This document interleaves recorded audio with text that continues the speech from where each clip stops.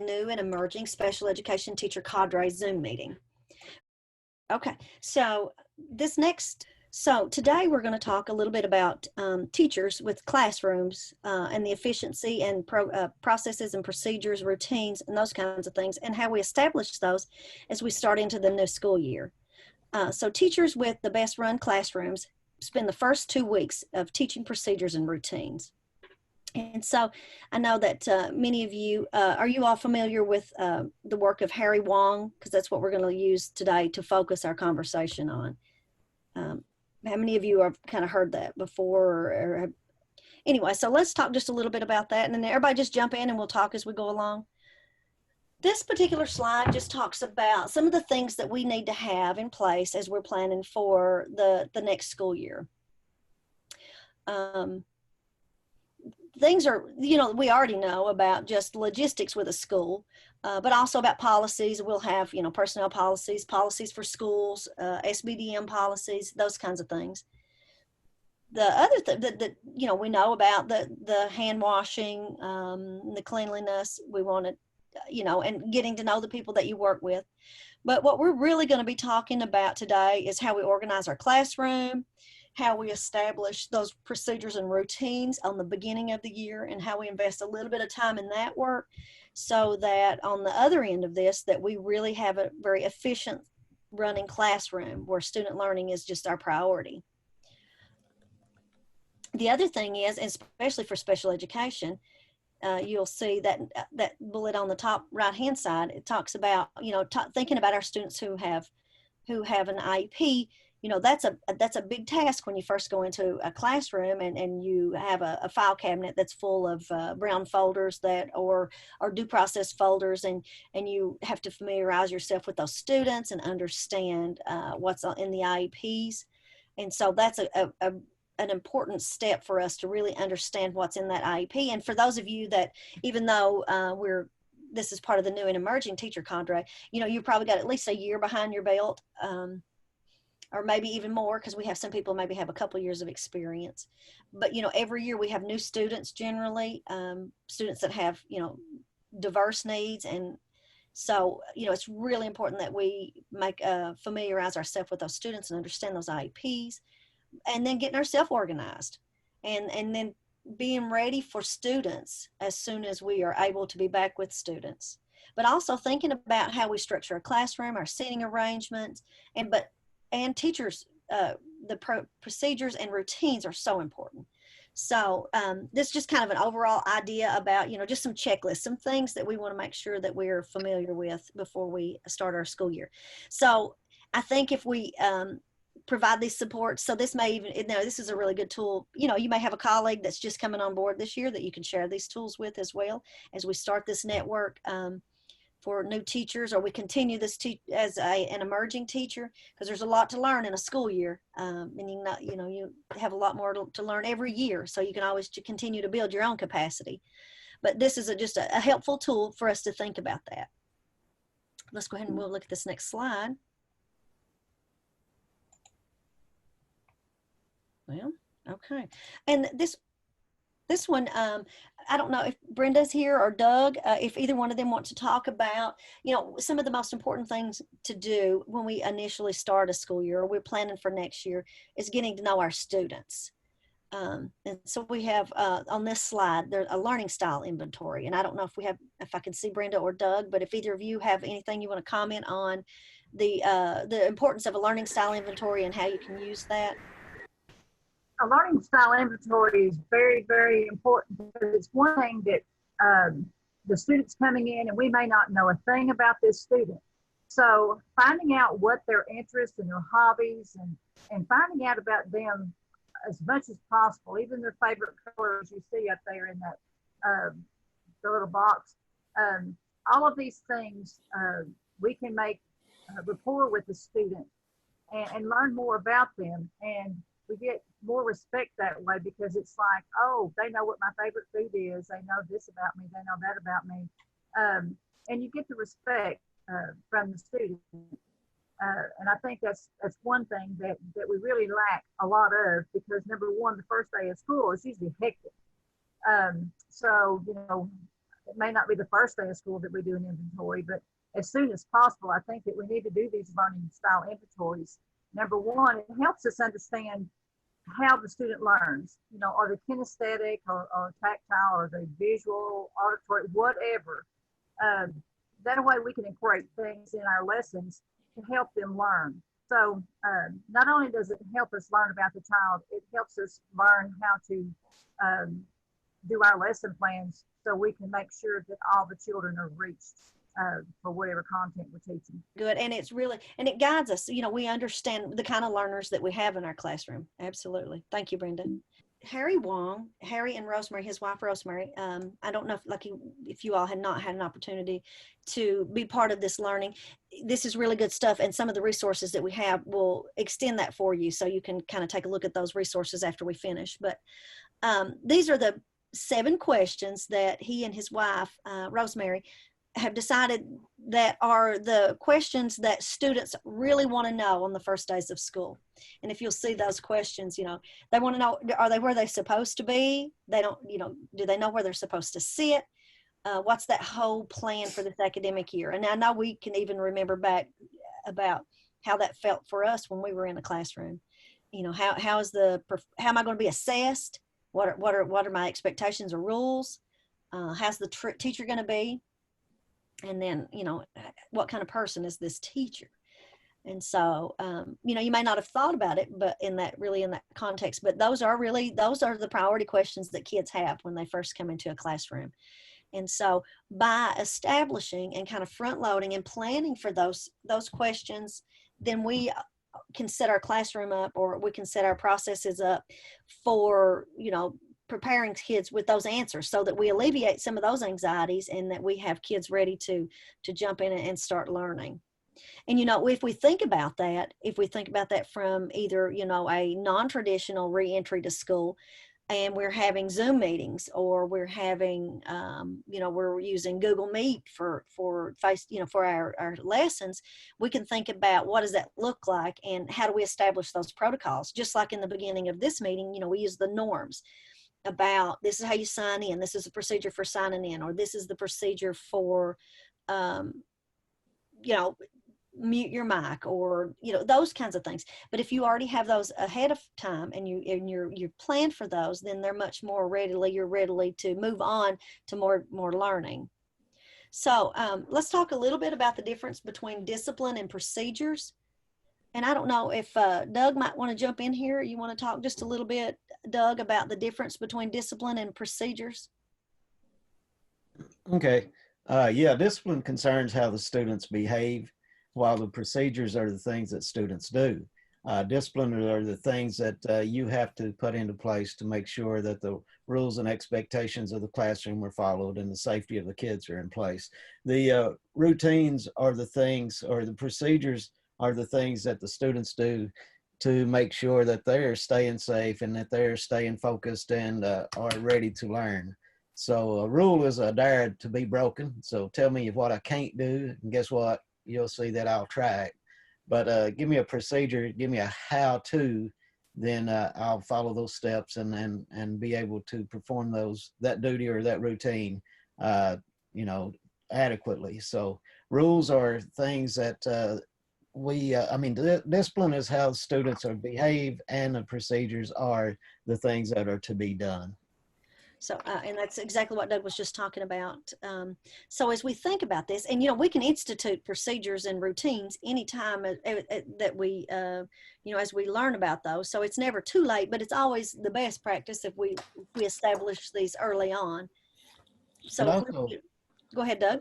These procedures and routines also have to be taught, you know, and then they have to be modeled and practiced and reviewed, and corrective feedback and positive feedback, and then that process repeated over and over and over, because kids have been out of school for quite some time when we get back in. So, you know, yeah, they knew how, you know how kids lose it over Christmas break or fall break. You know, you have to go back and start all over. We're starting from scratch. Well, you've got a lot that you got to start over with now, because they have been out so long. So make sure the first week or 2 weeks, probably the first month, that you're continuously practicing those procedures and routines, and reviewing and modeling and teaching those procedures and routines throughout. Some of the work with Harry Wong and his work is the effective teacher. So he talks about the effective teacher and those practices as an effective teacher. And so the next few slides we're going to talk about is just those, that work. And one of the things that he recommends in that work is that we have scripts. We have it kind of planned out. We have a script for the first day of school and that first week of school. And if we have that scripted, then we kind of know what it is that we want to convey to students. We know the messages we want to share with students, but we also maybe want to make a note that we need to practice this or have students practice multiple times. You know, it may just be a simple practices of how we walk into the classroom and find our seat, or how we practice the procedure for obtaining a pencil, or how do we sharpen our pencil in this classroom. But so that we think about that, and our effective use of time and efficiency, I think, is the priority for that work. And that we want a consistent classroom. Like, this is the way we do things all of the time, not just on occasion or you know, depending on how you feel one day or not, but that it's a very consistent practice. So whatever that practice may be, you want that to be the same exact practice. If there is if they have a bathroom pass, how do you obtain a bathroom pass? Or, you know, how do you ask for assistance? Do you raise your hand? Do you hold your thumbs up on the table? So how do we do those practice? You know, how do we do those things in our classroom? That's part of that routine.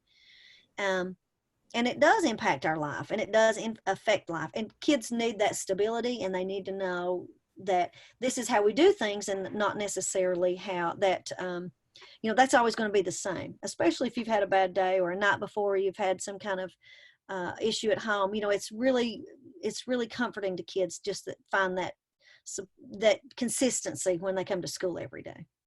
I think one of the key words on that slide is consistent.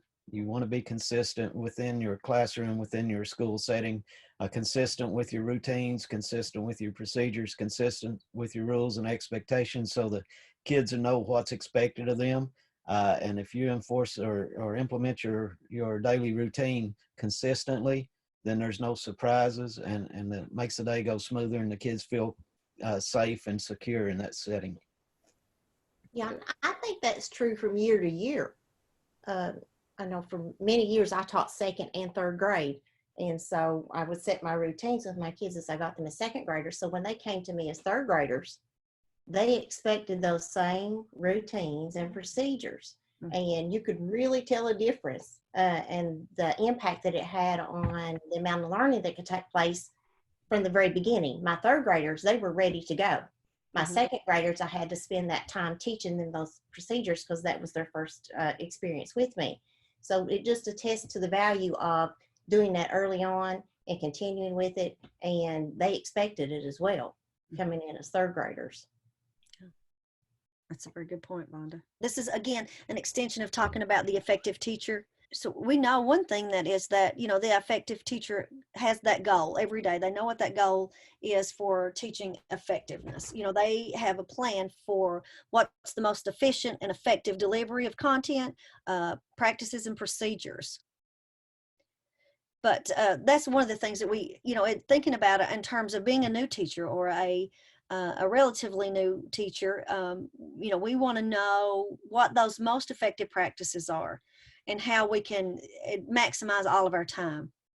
You know, Dion, I was just having a discussion yesterday evening with a couple of teachers, one being a reading recovery teacher who teaches in small groups, and then also was also talking with my wife. And one of the things that they really pointed out that was so key about effective schools and effective teaching was seeking out a mentor.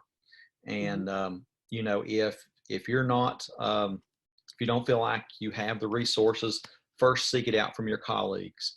And they both felt like they were very fortunate to have been mentored by older folks as they were coming up through the ranks, and folks showing them the way. If their work wasn't quite up to the standard that was expected at that grade level, that then they would kind of pull them along. And so there's lots of good folks in education, lots of good folks in your building. So I would encourage you to seek those folks out, and then also seek us out if you need support in any of these ways. We have really strong literacy consultant. We have strong math consultants, and then folks that have done a lot of teaching collectively over the years, a lot of experience. So don't feel like you're in a silo, and reach out to your colleagues. Mm-hmm. That's good. Thank you, Dean Paul. I appreciate that, because that leads right into the next, we want to be part of those, part of a new teacher program, but also a mentoring program. Those are really critically important. Even if, you've got your first year behind you and you're moving into that next year, your learning is going to, and your understanding is going to even become a deeper understanding of special education, the processes, and that, we want to continue and extend those participation in those new teacher programs, new learning, new opportunities to get some of those foundational pieces, or, and really understand those pedagogical thinking for what's effective, what's best practice. But we learn from professional meetings, opportunities to come together, even something like a Zoom meeting, or the work that we have done with our new teacher cadre. So those are examples of how we extend that learning, and so those help us from year to year. And sometimes we go back and we revisit, or we've not looked at something for a few years, and we go back and we really find the value in some of the understandings that we know are good practices in education. So I think that's good. And working cooperatively and learning with colleagues.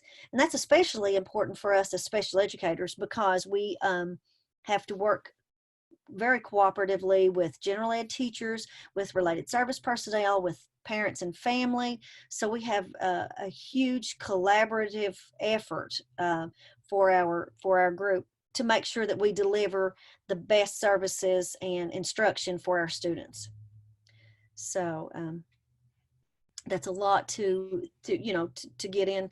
And so, even if it is, like I said, your second year, you're starting into your second year or your third year, all of those things just continue to build, and it creates kind of a tool, your tool belt with resources and tools that you can have to better deliver instruction and support your kids. We live in a unique time too, that just about anything you can think up is right at your fingertips with a Google search, or a resource there on the web. So there's tons of information. I call it, when I'm working with my own students, I call it doing the back reading. Do it, so if there's things that you are seeking out to know, there's tons of information out there. Now, some of it's, you have to, muddle through it, because there's a lot of things on that may or may not be true out there. But certainly there's some good information around education that you can just about do a lot of professional learning on your own. And I'll go ahead and say right here, in my experience with talking with newer teachers and visiting in classrooms of new teachers, I think sometimes they get a misconception that they feel like if they are structured, that equals loud and screaming, but it's not. So, like, for example, when I had talked to some, they said they wanted to have an environment that is welcoming.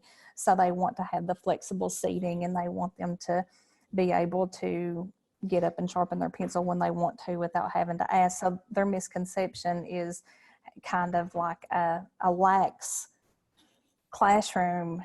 And then, so they're confusing the two, I guess is what I'm saying. So they don't want to be that screaming teacher. So this is a perfect example of to be effective without the screaming. That doesn't go hand in hand. And I think that's a misconception of teachers that it does.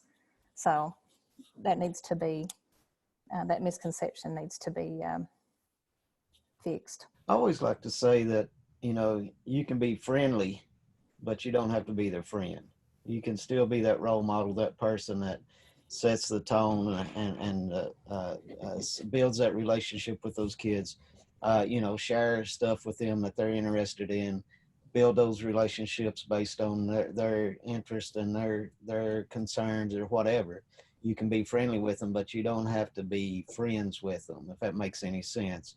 And that is difficult to separate as well. I worked I was at a residential treatment facility. I worked there, I wasn't in it, so should have been. But anyway, so a lot of those kids came to us from the court system. They came from juvenile detention centers. They came out of homes, out of hospitals and things like that.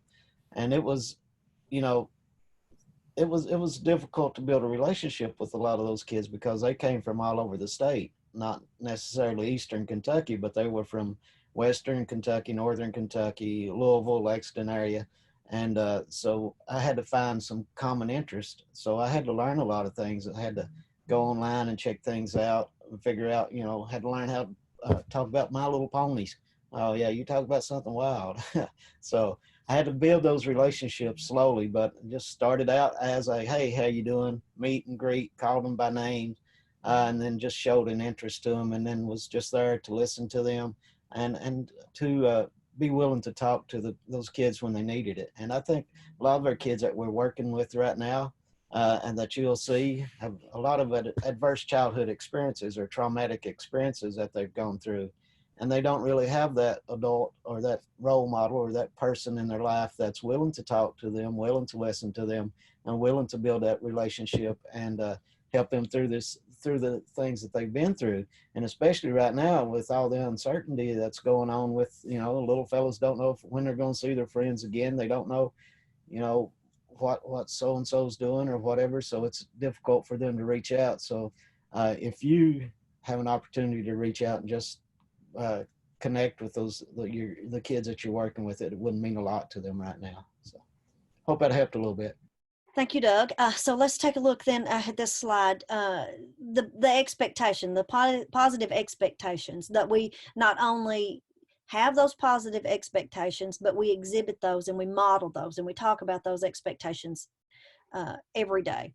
We have a climate that is, we communicate that positive expectation and those things that this is the way we do things, this is our practice, instead of a negative connotation to those rules and procedures, but that we have a climate that, and it's okay for us to ask questions, it's okay for us to have a productive struggle when we're working through problem solving.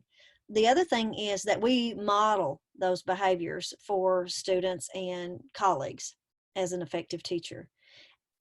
Lessons, and we plan for lessons as we want students to have mastery. So we plan our lessons. So we think about all of those other components in that design and delivery of a lesson. So we're not just thinking about how we're meeting those standards, but we're addressing our practices in our classroom as well. So what does that look like? What is our routine? How do we pass out paper? How are we going to organize students in group?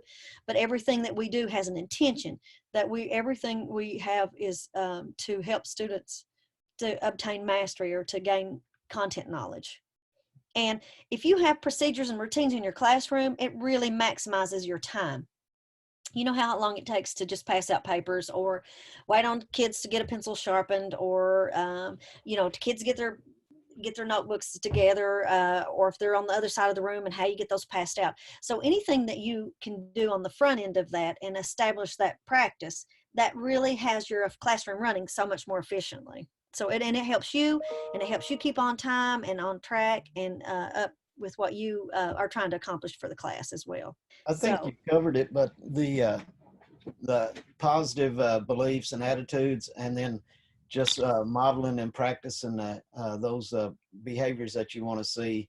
The exhibited statement of positive expectations, what I can do, not what I can't do. So, and when you're writing your rules and expectations, you want to put them in a can, or in a positive. Don't, no running, put walk, please walk, instead of no talking, quiet, please, things like that. And then also just model those positive behaviors and attitudes for the students and your colleagues. That way the students, when you're with your colleagues, the students pick up on those social, emotional learning opportunities and approaches, and you can model those behaviors and teach those kids how to be prepared for after school for the work and how society views their behaviors and how their behaviors impacts others. The address students by name. When I was in the classroom, we had the kids, as soon as they got off the bus, our principal would meet them outside the door at the bus, and he'd say good morning, call them by name as they walked up the walkway into the school. They'd come into the front door, someone would meet them at the front door. Good morning, how you doing? Glad to see you. Call them by name. Then they'd go walk down the hallway to their classrooms. And every doorway that they passed, there was someone there calling them by name, telling them good morning, welcoming them, and kind of setting the tone for the day. Because, if the kids are known and the teachers talk to them and acknowledge them, then they're more likely to follow the rules and expectations that you have of them. Also, say please and thank you. Another big thing that you have to do sometimes is you have to apologize to your kids, man. I don't know if y'all have seen Rita Pearson or whatever, but she was talking about one time she did a math lesson and she taught fractions up a storm. No, it was ratios. And she was teaching up a storm, and she was so tickled with herself. And she got through and come back, sat down, looked at the teacher's guide. She taught the whole thing wrong, completely wrong. So she got up and apologized for it and said, one of the little fellows said, we know you messed up. We know you was doing it wrong. She said, well, why didn't you say anything? His little fellow's like, you was doing such a good job. So, but just be willing to apologize to your kids. Tell them when you're sorry, because, we make mistakes, and it helps them to understand that it's all right to make mistakes as long as you learn from those mistakes. And that's a learning experience is what that is. Also, like kind, caring, loving, capable, just that relationship building that I think some of the ladies got a Mother's Day little thing that said to all the teachers out there have been called mom once or twice by mistake. When you go into teaching, you're more than just a teacher to a lot of these little fellows. You're a mom, a dad, a grandma, grandpa, a nurse, a doctor, a lawyer. I mean, everything rolled into one. So you just build those relationships with those kids, and just treat them with respect, and they'll treat you with respect as well. A lot of times our kids need to just have their feelings validated. I understand you're upset. If I was in that situation, I'd be upset as well. I'm sorry this is happening to you. Just one thing that you got to caution. A lot of times we like to tell them, make the statement like, everything's going to be all right. I'm never going to let anything bad happen to you. And you can't make those promises that you can't keep. So you just got to be aware of that. And sometimes the apologizing and just pointing out their behaviors and just relating to them and showing them empathy, it helps, and compassion, it helps them to normalize those behaviors as well. My guys I worked with, like I said, were in the facility there. They would get angry and upset, and they would, punching walls and throwing things and stuff like that. And I'd tell them, hey, man, I get upset at times too. I said, I've done the same thing. If I was in your shoes, I'd be really upset as well. Well, let's see if we can figure out a better way to handle this situation and control these emotions the next time. And then also, you have to teach the kids the vocabulary to be able to express themselves, to be able to express the emotions that they're going through. A lot of times little fellows have a difficult time because we don't take the time to teach them the vocabulary to express their emotions. So we don't give them that emotional vocabulary, I guess is what I'm trying to say. And it's difficult for guys, little fellows especially, for the boys to express that, because all they see is act out, and they're picking that stuff up at home and modeling that stuff, bringing that behavior with them to the school and to the classroom. When mom and daddy get upset or angry with each other, they shove and push and throw things. That's how you handle a stressor. But we need to teach them there's different ways to handle those stressful situations, and just be compassionate with them. Give kids some tools and some strategies and some resources, because they may not otherwise have been exposed to those. They may not have had that good modeling of appropriate behavior. So, but I think that's true. I think, in the chat box as well, I think Ms. Chastity said something about consistency being the key. when you're coming up with your rules or expectations, I like to call them expectations because it's what we expect the kids to do. Also, when you come up with your discipline or your consequences, you want to make sure that there are consequences that are enforceable. You know, like Miss Cheryl has often said, you know, a consequence is how you respond to a behavior. So if I talked to a little fellow after he's done tore the room out of pieces, that was a consequence. That was a positive consequence for him because he got my attention. So just make sure that you go over with it, not only your expectations, but with your consequences that you have for those behaviors that you know have to be addressed or have to be disciplined. Also have a continuum of consequences too. Don't necessarily start with the most restrictive thing. You want to have something, you know, that you work your way up and have that continuum of consequences or continuum of responses to those inappropriate behaviors. But just and also, you know, sometimes we have to provide encouragement to the kids. I understand it's difficult. I understand you're having a rough time. What can I do to help you get through this? How can we work through this situation together? Sometimes you have to have discussions with them. I don't quite understand what's going on. Can you help me to understand what's bothering you? What help me to understand what you're feeling? And then sometimes you just got to flat out tell them exactly what you want them to do. So you know that. And when you have to do that direct appeal or direct conversations with them, that's usually for safety reasons, you know, need you to stop now. And so just like I said, you set your expectations and stick to them. Like I said, it is difficult and you do feel sorry for the kids, but you know, when they get out in the real world, they're not going to feel sorry for them just because they come from a rough home life or they had a rough childhood. So just consistency and routine and like I said, just build a positive relationship and make sure that when you're interacting with your kids, what is it? Is it 5 positives to 1 negative or something? You got to have more in the bank than you know, you withdraw. So you got to build those positive statements and comments and actions up on, you know, up a lot more than you do the negatives. Doug, I'd like to point out one thing that you said, and I think, yeah, we could maybe just spend a little bit of time talking about it, but you were talking about that continuum, about, you know, kind of an if this, and then this is kind of how we handle that, and this is the kind of the severity of that. If we front load that and kind of establish that, and we kind of understand that going into our classroom, it kind of also serves as a guide for us to help us maintain that consistency, so that if we know that, do you agree with that, or do you think that is a support for a teacher too, so that we can stay on track? Almost kind of a Yeah, guide.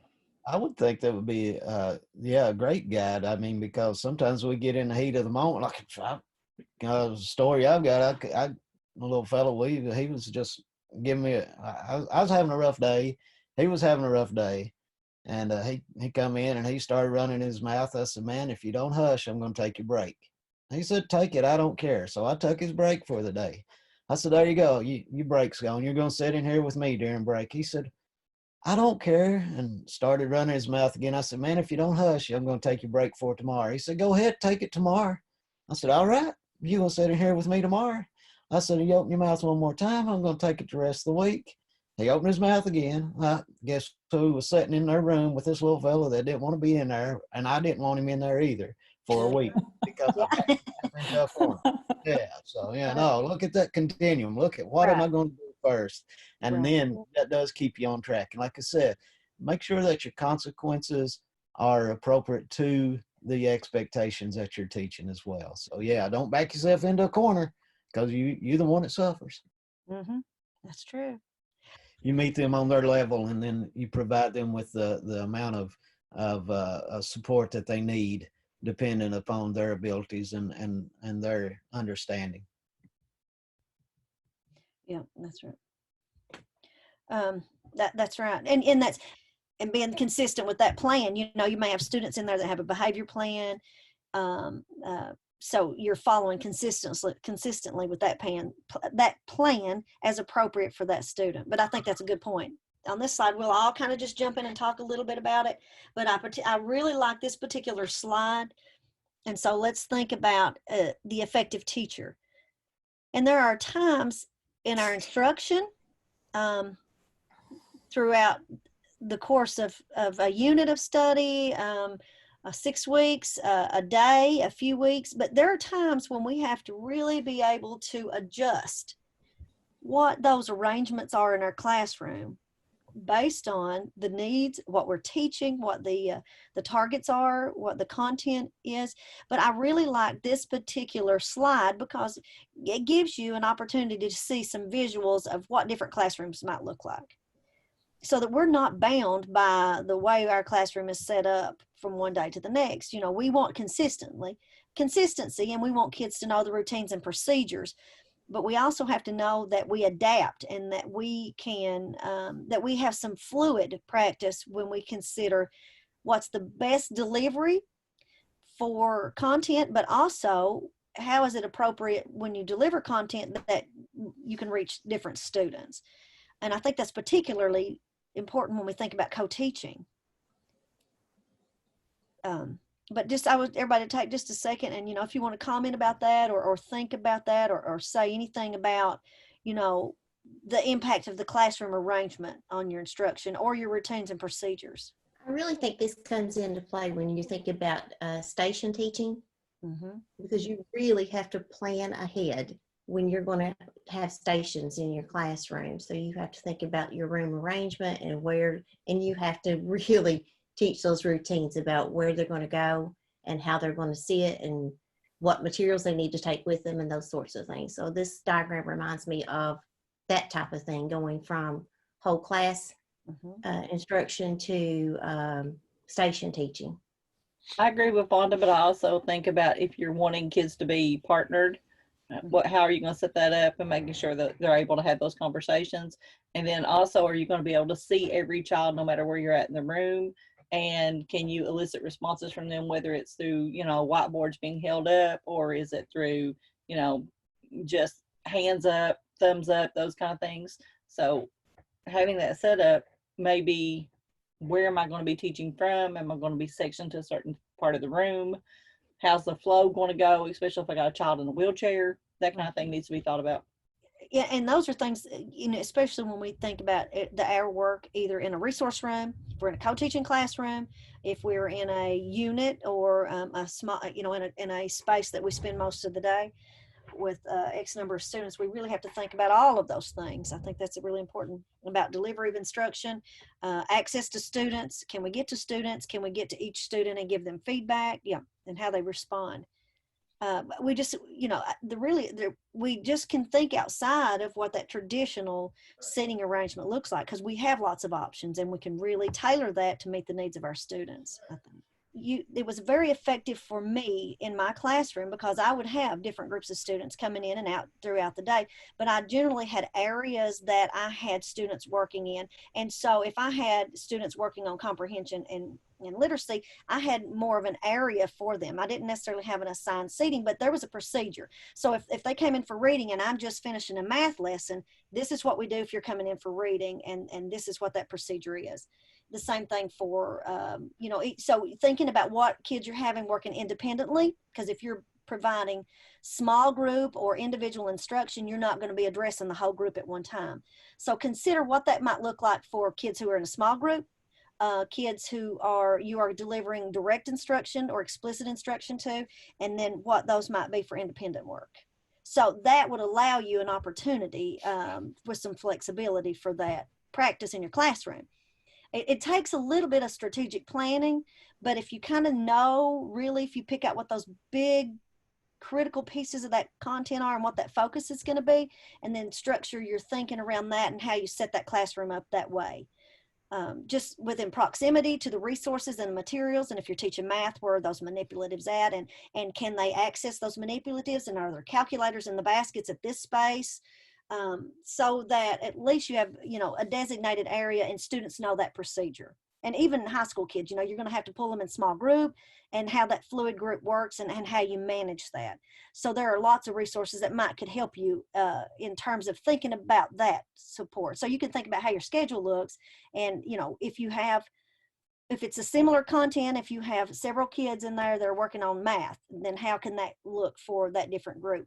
But it was very effective for me to use those practices of small groups so I could individualize that instruction more for those students. Because if you've got 7 or 8 kids that all have a different IEP goal, and you have different objectives, you have to think about how can I maximize that time and space and resources. And that, again, it's strategic.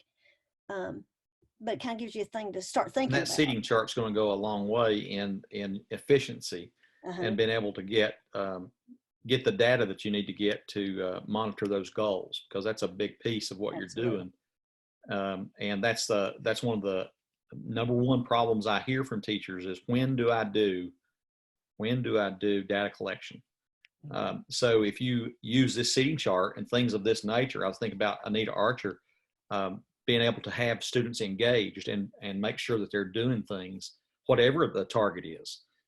You would use that as a way to efficiently help you gain that data and formatively check that progress. And I also want to go back one more thing.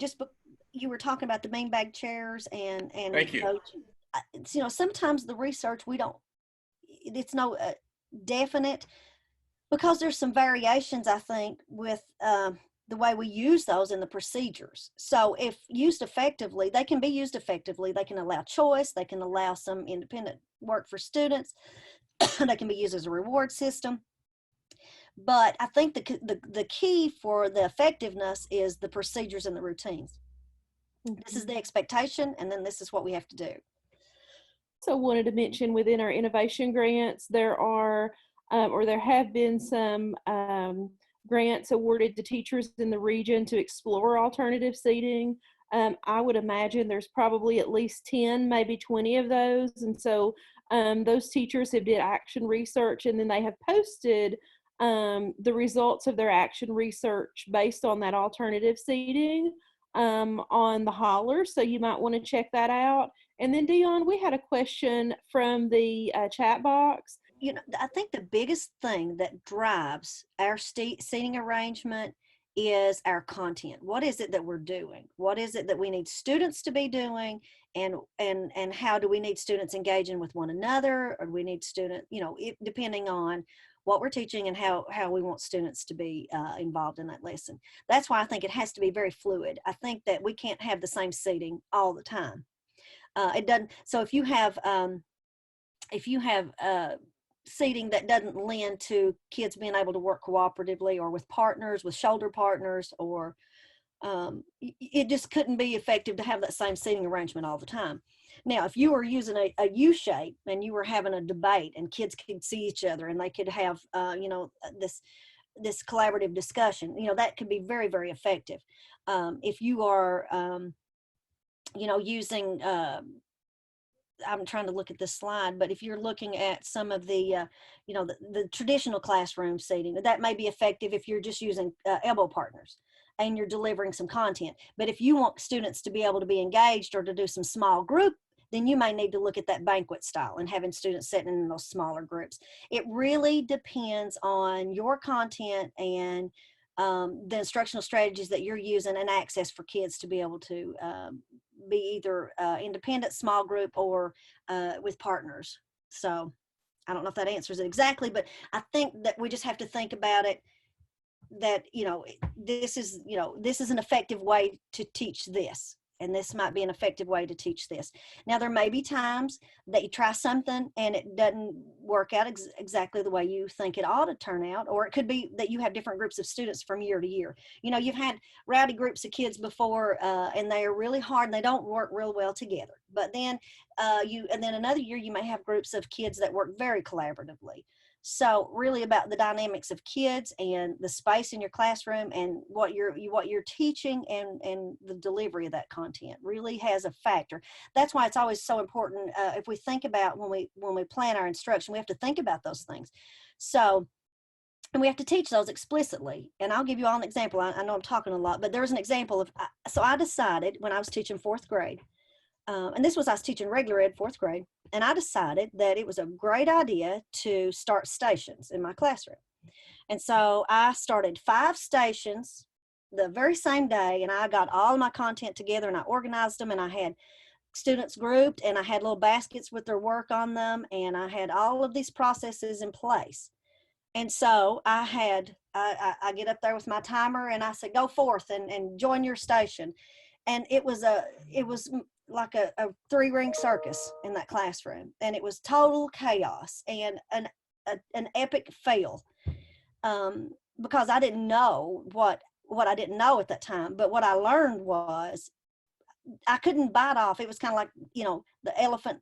You can't eat the whole elephant at a time. You eat piece by piece. And so what I had to learn to do was I had to teach those procedures and those routines for each of those small groups or those stations individually. And kids had to show mastery of those before I was added another layer of moving to this table. And they needed to know how to answer questions, or how do they get assistance, or, what's the routine and procedure. So that was I learned the hard way. Those saying is you have to learn sometimes the hard way. Well, that's the way I learned the first time that I implemented the stations.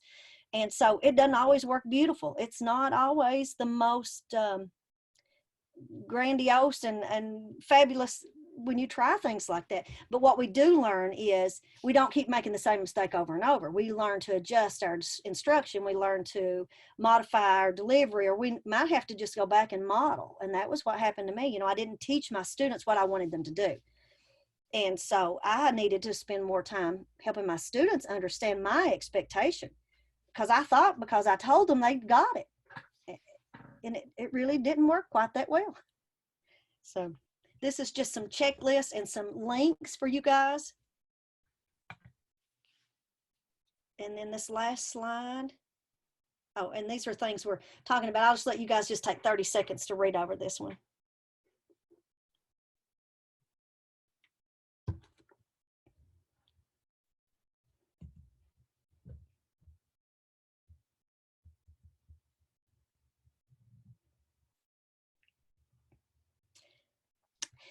Sometimes I lay down the law, that number 2. I've heard many times people say, go in real strong, go in and just be real hardcore. And, is that the way we need to go in and lay down the law, or is it that we just need to, practice the procedures and routines with kids?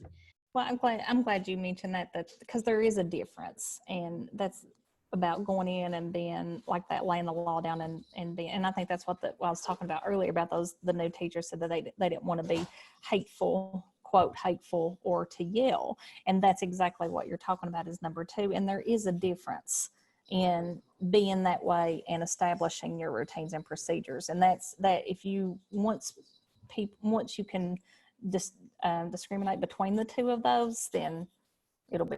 Yeah, I think one of the keys is collaboration. You're building your expectations, your routines, your procedures as a collaborative effort between you and the kids in the classroom. And once you build those collaboratively, that's a big fancy word, build them together, they're more apt to follow those rules and expectations because they take ownership in that, and they start feeling more part of that classroom and part of that environment and climate. And so they're more willing, in just my experience, to follow the rules and the expectations, and to be more positive in the classroom, not only with you, but with the peers as well. So that ownership and the community building goes a long way. Thank you, Doug. Okay, and then here's the quote, just talking about, what we do at the beginning of the year really establishes how that whole year goes. And that's why we wanted to give you guys these things to be thinking about as we are approaching summer break, and then thinking about what it's going to look like when we go back to school. But these are important, whether we go back in a non-traditional format. We just have to have procedures away. This is the way we're going to turn our assignments in. This is the way we're going to get content. This is what the expectations are. And that helps us kind of set that up for the following year. And well, it looks like these are websites for teachers. So it looks like I added the holler at the bottom and it's on there already. But theholler.org is KVEC's place-based social learning. And right now we have the Fire Summit that's happening. And so we have special education teachers that have developed micro-credentials just for special education. We have innovation grants for special education. We have innovation grants for transition that are highlighted on there. We have a professional action network of teachers, of special ed teachers who are leading some professional learning on just all kinds of different things that are relevant to special education. So if you guys haven't got a chance to get on there and look through that, you can go on to theholler.org and check out all of the things that are happening with the Fire Summit. You may even have, well, I know you will get some great ideas for innovative practices for your classroom. And David, that was what Cheryl was talking about a little earlier. You know, there are teachers that are talking about what they found with their flexible seating, what they, you know, when they tried implementation of that, this is what they find out. And so I encourage you all, that's why I wanted to drop this in that chat box so you guys can have access to the PowerPoint. And the EduTopias, you good, of course, the teaching channel. And I think Deepaul did some research and explored a little further into that cult of pedagogy. And I'll let him talk about that a little bit. But these are resources and those links for you guys to go back and check in even after we finish up.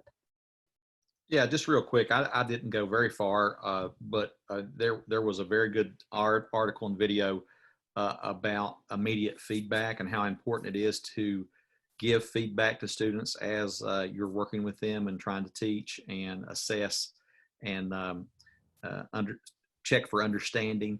So I thought it was really a well done article, and it looked like a really nice website for teachers. So that was a good one.